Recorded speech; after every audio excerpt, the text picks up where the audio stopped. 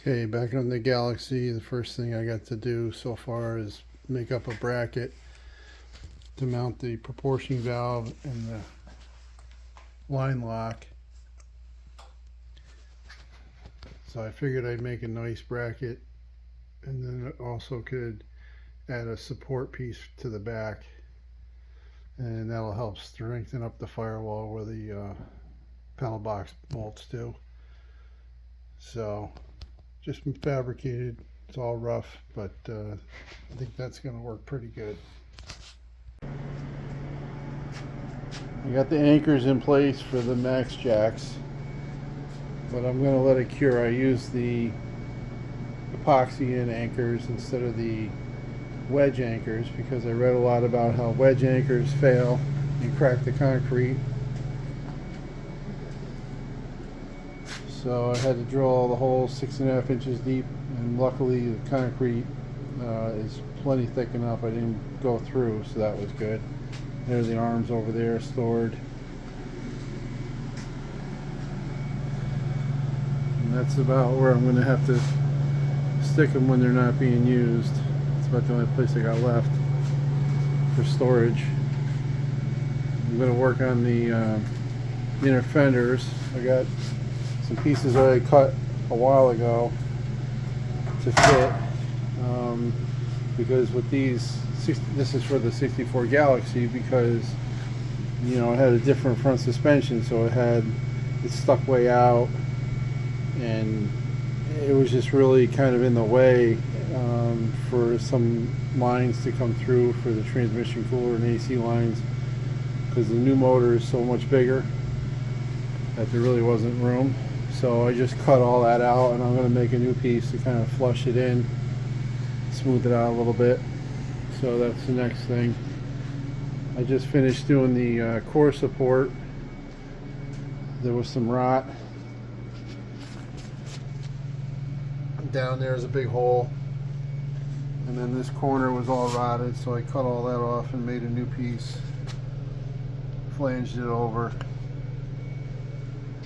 And then this backside was all banged up. I mean, it's a little better. It's still a little twisted, but you know, looks okay from the top. So, and then these supports, I had to custom make all that for the intercooler for the supercharger, the heat exchanger. So I got those pieces welded in now. And I sandblasted it the other day, got it cleaned up better. It's still got some rot, you know, rough rust pits, but it's pretty clean. I had to take that bracket off. You know, I didn't have them off when I blasted, but I can sand those pretty easy. That's pretty exposed. So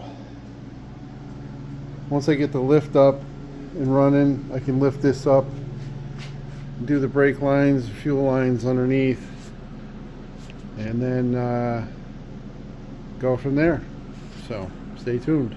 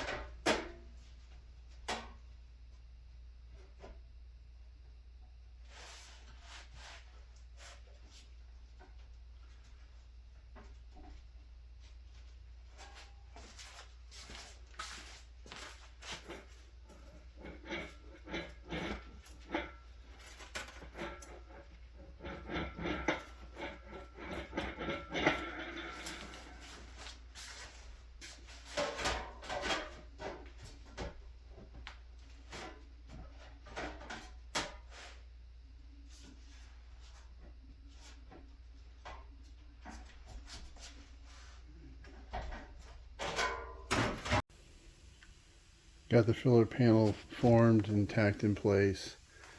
I think it came out pretty good. I put a little bit of a reveal to match the existing piece, kind of make it match and flow.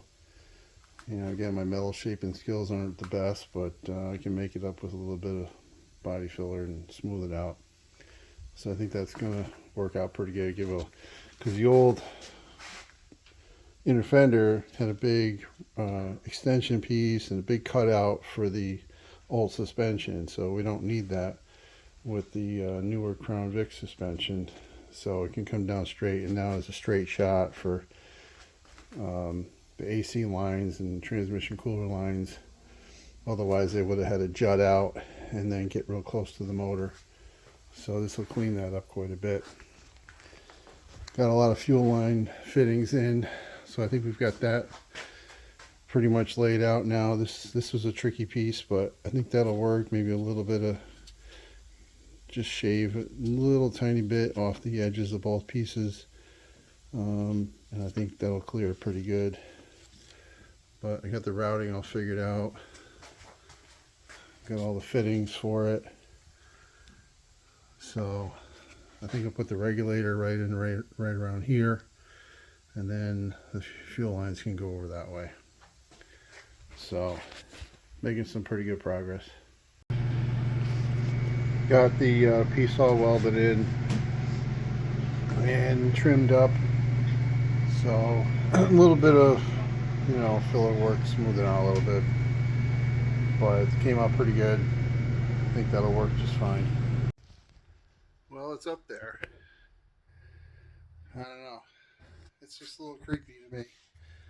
I never really had a lift, so it's hard for me to get used to the fact that it can be that high and you can work under it. I think I'm going to get some safety stands just in case. I got this creeper that might help, because it's not full height obviously, but yeah, that's going to be a lot better to work on than a flat creeper and jack stands.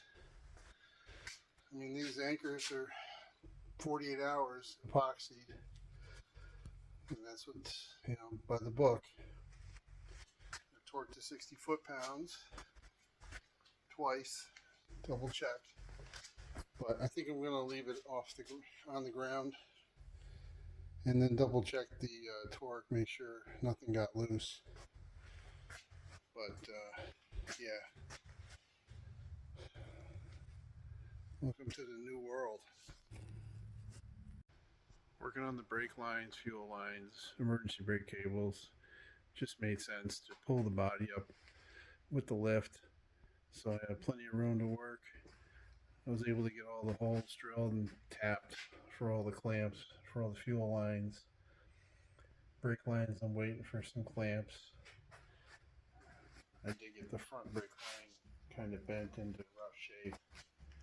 Got the hoses connected to the front calipers. It's a little hard to see. It was just kind of roughed in. I got them kind of run just so I can terminate when I put the body back down.